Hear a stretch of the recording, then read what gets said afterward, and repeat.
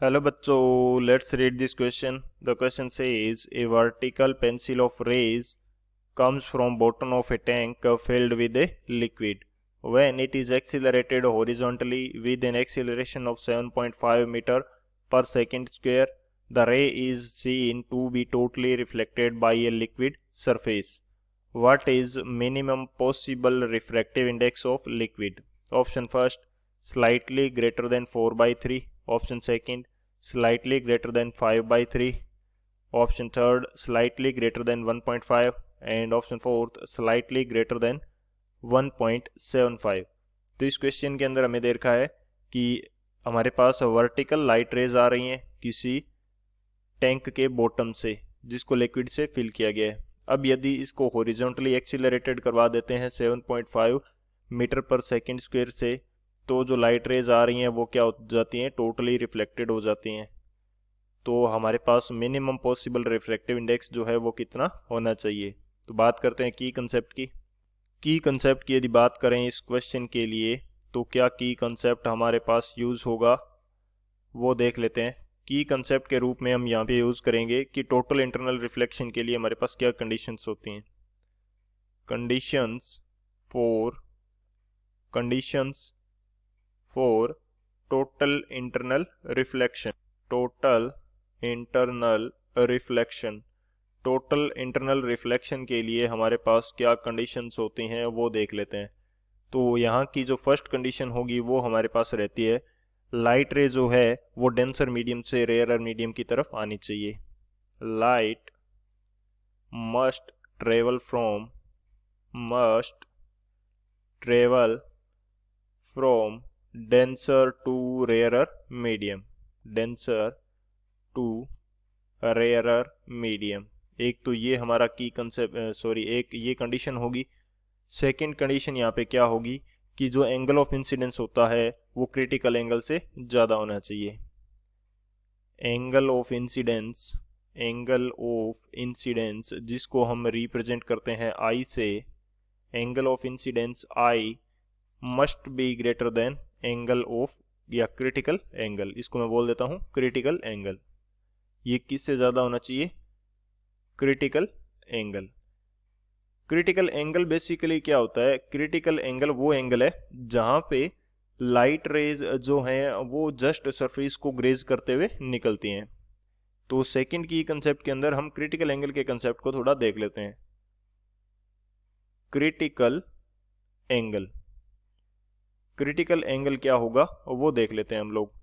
यदि मैं मान लेता हूं कि मेरे पास ये कोई एक बॉटम यानी कि ये टैंक है, इसी लिक्विड से फिल किया गया है. अब यहाँ से ये इंसिडेंट लाइट रेज आ गई, और जब ये इस सरफेस को जस्ट ग्रेज करते हुए निकलेंगी रिफ्लेक्शन के बाद में, या हम बोल सकते हैं कि रिफ्रैक्शन के बाद में, तो ये जो एंगल होगा इंसिडेंस का वो कैसा होगा, वो क्रिटिकल एंगल सी के इक्वल होगा. जस्ट ये ग्रेज करते हुए निकलेंगी, यानी कि आर की वैल्यू यहाँ पे क्या होगी 90 डिग्री, और आई एंगल जो आई है इसकी वैल्यू क्रिटिकल एंगल के इक्वल होगी. तो इस क्रिटिकल एंगल की जो वैल्यू आती है वो हमारे पास क्या रहती है, साइन सी जो होता है वो क्या होता है 1/μ के इक्वल होता है. Mu is the refractive index of liquid.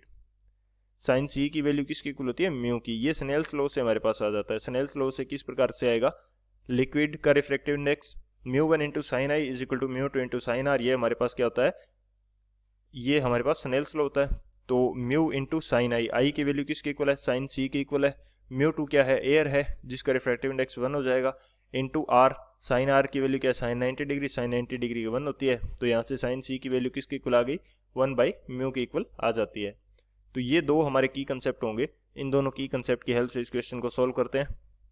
अब यदि सॉल्यूशन की बात की जाए तो सॉल्यूशन हमारे पास क्या होगा, जस्ट क्वेश्चन के अंदर हमें बोला गया है कि रे जो है वो टोटली रिफ्लेक्टेड हो जाती है जब उसको एक्सीलरेट करवाते हैं. तो इस कंडीशन के लिए हमारे पास एंगल ऑफ इंसिडेंस जो आई है इसकी वैल्यू किससे ज़्यादा होना चाहिए, क्रिटिकल एंगल से. अब यदि मैं दोनों साइड साइन का मल्टीप्लाई कर दूं तो साइन आई की वैल्यू किससे ज़्यादा होनी चाहिए, साइन सी से ज़्यादा होनी चाहिए.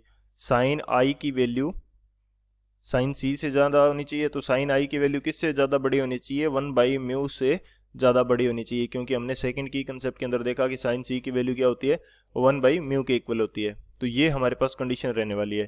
अब हम देख लेते हैं कि साइन आई की वैल्यू कितनी होगी जिससे हमें इस क्वेश्चन का आंसर मिल सके। तो हमारे पास कंडीशन कुछ इस प्रकार से है कि एक टैंक हमें दे रखा है, इसको क्या करवा रहे हैं हम लोग, एक्सीलरेट करवा रहे हैं। पहले ये नॉर्मल कंडीशन के अंदर इस प्रकार से था, फिर इसको हमने ओरिजेंटली एक्सीलरेट करवा दिया। कहाँ पे, राइट डायरेक्शन के अंदर। राइट डायरेक्शन के अंदर जब हम इसको एक्सीलरेट करवा देंगे तो हमारे पास इसके अंदर का जो लिक्विड होगा वो एक साइड में थोड़ा ऊपर चला जाएगा और दूसरी साइड में क्या रहेगा, नीचे रहेगा। यानी कि कुछ इस प्रकार की कंडीशन हो जाएगी लिक्विड सरफेस की। अब क्या होता है कि हमारे पास light ray total internally reflect कर जाती है। लाइट रे क्या कर जाती है, टोटल इंटरनली रिफ्लेक्ट। तो इस सरफेस के लिए हम क्या बनाते हैं, नॉर्मल बनाते हैं। तो नॉर्मल सरफेस से हमेशा 90 डिग्री के ऊपर होगा। तो इस सरफेस के लिए ये हमारे पास क्या हो जाएगा, नॉर्मल हो जाएगा। अब हमें बोला गया है कि लाइट रे जो आती है वो टोटल इंटरनली क्या कर जाती है, रिफ्लेक्ट कर जाती है। तो मैं इसको थोड़ा सा सही से बना लेता हूँ।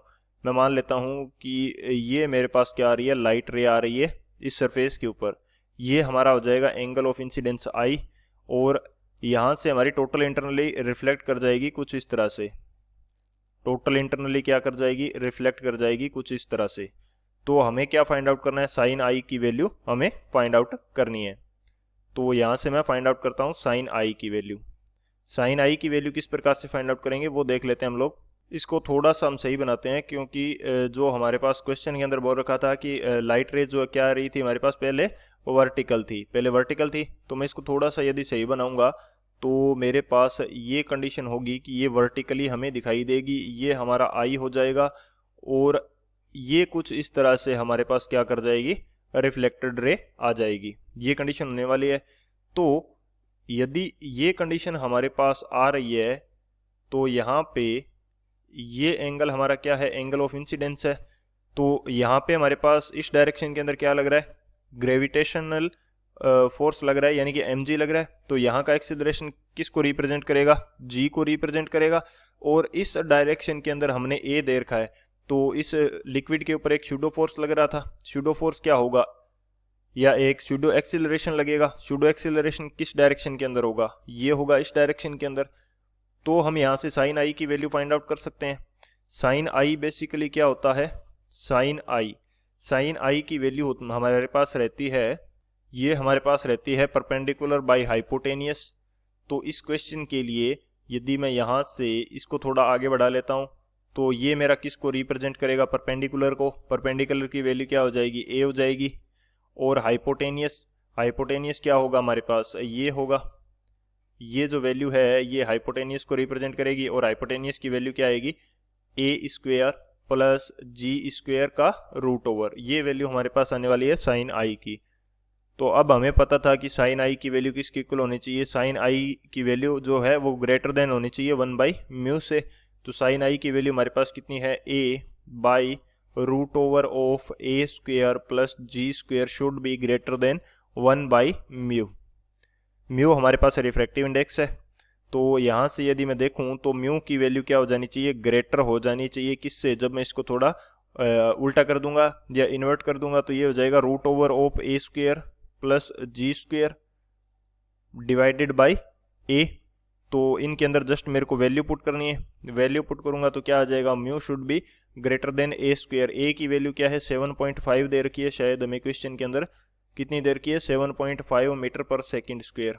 तो a स्क्वेयर कितना हो जाएगा, 7.5, इसका स्क्वेयर प्लस g की वैल्यू हम ले लेते हैं 10, तो 10 स्क्वेयर, और इसका क्या आ जाएगा, root over divided by a की वैल्यू कितनी है, 7.5। तो जब इसको फर्दर सॉल्व करेंगे तो म्यू की वैल्यू क्या आ जाएगी, ग्रेटर देन 5/3 आ जाएगी। म्यू की वैल्यू क्या आ जाएगी, ग्रेटर देन 5/3। तो कौन सा ऑप्शन करेक्ट हो जाएगा हमारे पास, वो देख लेते हैं हम लोग। ऑप्शन फर्स्ट हमें दे रखा है स्लाइटली ग्रेटर देन 4/3, तो इनकरेक्ट हो जाएगा। ऑप्शन बी हमें दे रखा है स्लाइटली ग्रेटर देन 5/3, तो हमारा करेक्ट हो जाएगा। थर्ड क्या दे रखा है, स्लाइटली ग्रेटर देन 1.5, तो इनकरेक्ट है। और फोर्थ में क्या दे रखा है, स्लाइटली ग्रेटर देन 1.75, तो ये भी हमारा इनकरेक्ट है। तो option B, I hope you understood it well. Best of luck, thank you.